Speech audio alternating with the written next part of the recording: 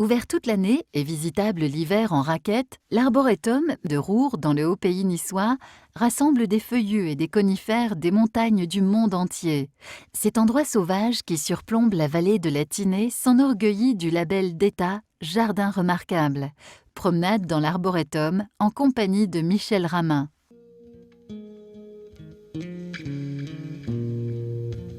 La naissance de l'arboretum, ce fut une rencontre avec Marcel Kroenlein, qui était le directeur du jardin exotique de Monaco et que j'ai croisé sur le lieu qui est devenu l'arboretum par un pur hasard.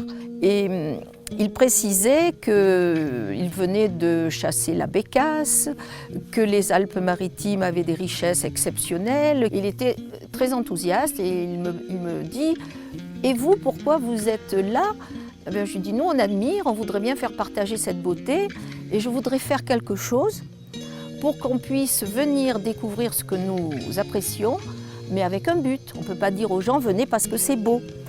Et il me dit « Mais pourquoi ne feriez-vous pas un arboretum ?»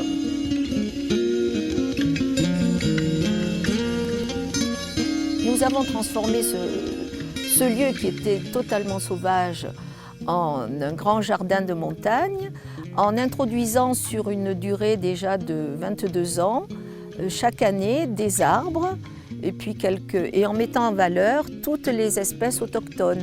Alors bien entendu, nous avons sur le terrain les deux grands colonisateurs qui sont le pin sylvestre et le mélèze.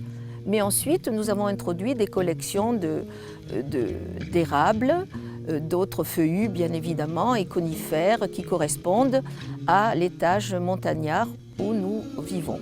Il s'avère que le terrain de l'arboretum, qui est situé de 1280 à 1700 mètres, est un carrefour biogéographique parce qu'il se trouve exposé à l'Adrée, bénéficiant des influences méditerranéennes et bien sûr alpines.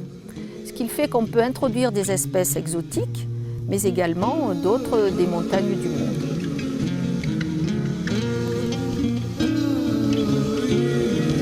Et les voilà, avec sa belle couleur rose. Ça, c'est le rosier glutineux qui est magnifique. Le souhait de Marcel Kroenlein de rassembler ce qui était une rareté, les rosas, les rosiers sauvages. Et dans les Alpes-Maritimes, il y a 24 espèces de rosiers sauvages, alors que la France en recense 28. Il semblerait même qu'on en ait 26, parce qu'il y a toujours les grandes disputes sur la nomenclature entre les scientifiques. Mais disons que nous avons suffisamment de rosas pour pouvoir justifier d'avoir rassemblé ce patrimoine des rosiers botaniques. Je vais vous montrer un arbre assez extraordinaire qu'on a planté avec la forêt méditerranéenne de Marseille et tout un tas de jeunes scolaires. Alors, c'est le sapin du Colorado. Et lorsqu'on prend une aiguille de ce sapin et que l'on écrase cette aiguille pour extraire ses huiles essentielles, eh bien, c'est un parfum d'agrumes et plus précisément de pamplemousse. Sentir comme ça en pleine montagne, à 1400 mètres, le pamplemousse, c'est quand même épatant. Marcel Kroenlein, lorsqu'il a été décédé en 1994, il avait dessiné une petite rocaille pour introduire des sempervivum. Dans le respect de ce souhait, je me suis appliquée avec un groupe de ses amis, dont Jean Mus, à trouver les bonnes personnes pour construire une rocaille de sempervivum, les joubarbes.